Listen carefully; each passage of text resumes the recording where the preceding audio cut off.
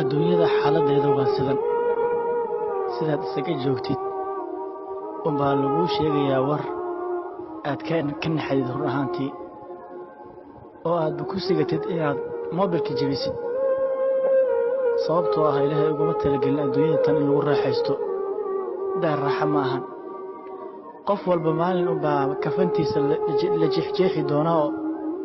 lagu hagaajin doonaa run ahaantiina adduunyada tan uu kala bixi doonaa kafan cad wax alla wuxuu hanti lahaa wax alla wuxuu awlaad dhalay haba yaraatee wax raacaya ma lahan waa loo qubaynayaa baynamaa uu ahaan jiray mid isaga qubaysta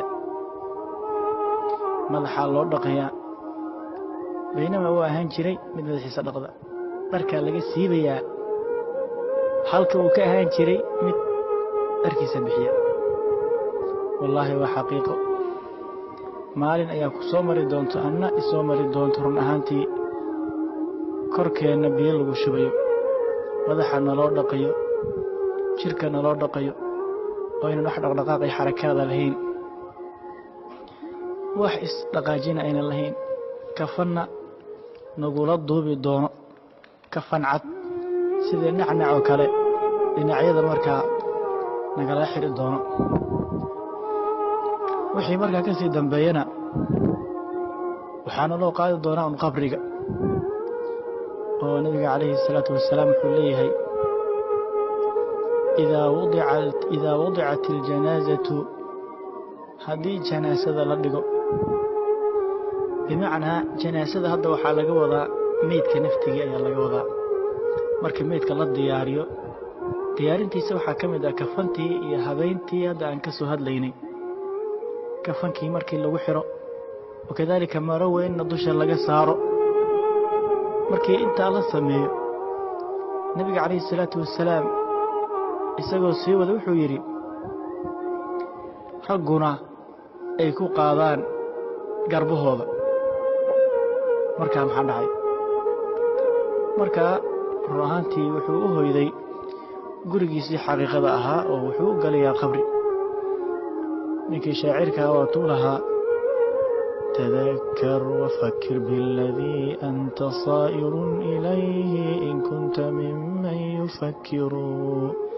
فلا بد يوما أن تصير لحفرة بأثنائها تضوى إلى يوم تنشر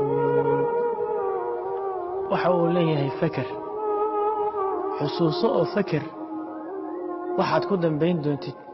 hadaad ka mid tahay dadka fikira waxaa laga maarmaan ah maalin inaad u ahaatid godkaasoo lagugu duubi doono ilaa maalinka qiyaamaha maalinka addoommada lasoo shirinayo inta laga gaaro god lagugu duubi doono run ahaantii walaalayaal waxaa isweydiin leh oo xusid mudan qofka marka la aaso dadkuna ay qabriga ka soo baxaan mid dumar uu uga soo baxo maxaa dhacay nebigu sal ly slam wuxuu yidhi sanqartuu u maqlayaa dadka sii tegay kabahooda qarcan caalim u maqlayaa kadib waxaa u imaanaya malaa'igtaa su-aal bay weydiinayeen man rabbuka man nabiyuka wamaa diinuka saddexdaa su-aal ayaa la weydiinaya hadduu yahay qofka mid wanaagsan oo uu ka jawaabo uu yidhahdo rabbiy allah nabiyi muxamed diin alislaam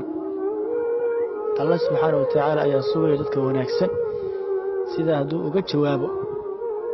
waxaa la yidhi dhawaq ayaa xagga sare ka yeerayo dhawaqaasoo leh an sadaqa cabdii addoonkayga run ayuu sheegay ee qabriga ha looga dhigo beeraha jannada ka mid ah jannadana albaab ha looga soo furo dhawaqaa ayaa xagga sare ka yeerayo kadibna jannada ayaa looga furiyaa albaab qabrigana beer jannaad ayaa looga dhigayaa yaa salaam allow qabrigeena ka dhig beer jannaad kadib waxaa u imaanaya nin qurux badan ninka ayuu leeyahay man anta fawajhuka aladii yajii'u bilkhayr wejigaaga waa nin khayr ka muuqdo kuwaa taha ayuu leeyahay amaa ruuxi xumaa su-aalihii ayaa isna la weydiinayaa waxaa lagu leeyahay man rabbuka malaa'igtii wanabiyuka wamaa diinuka diintaadu waa tee iyadoo si argagax ku jiro loo weydiinayo marka ayuu ka jawaabi kari weynaya laa adri ma garanayo sida ayuu ku jawaabayaa malaa'igtii miyay u naxariisanaysaa waa maya marka ayaa waxay la dhacayaan dubbe ayay la dhacayaan dubbe aad u weyn ayay la dhacayaan oo gebigiisaba wuxuu u noqonayaa carro ayuu noqonayaa dubbaha ayay la dhacayaan nabiga sal ly slam wuxuu yidhi qayladiisa khalaa'iqdoo dhan way maqlayaan insiga iyo jinka mooyaane hadday maqli lahaayeenna waa ay dhiman lahaayeen subxaan allah sida ayaa loo cadaabayaa ilaa maalinka qiyaamaha saa ayaa loo cadaabayaa allow qabrigeena ka dhig qabri beeraha jannada ka mida ka dhig walaalayaal haddaba aan diyaar garowno aan iska ilaalino fitanka uu leeyahay moobilka internetka walaalayaal yeena noqon shaydaanka mid caawiya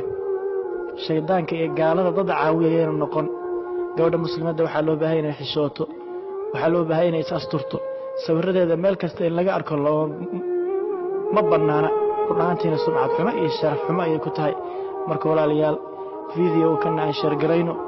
aan dadka khayrka ku oodacmimo dadka ahlu baadilkaba xumaanta way sheergareeyaan adigana sheergaree khayrka allah ku barakeeyo jazakallahu khayran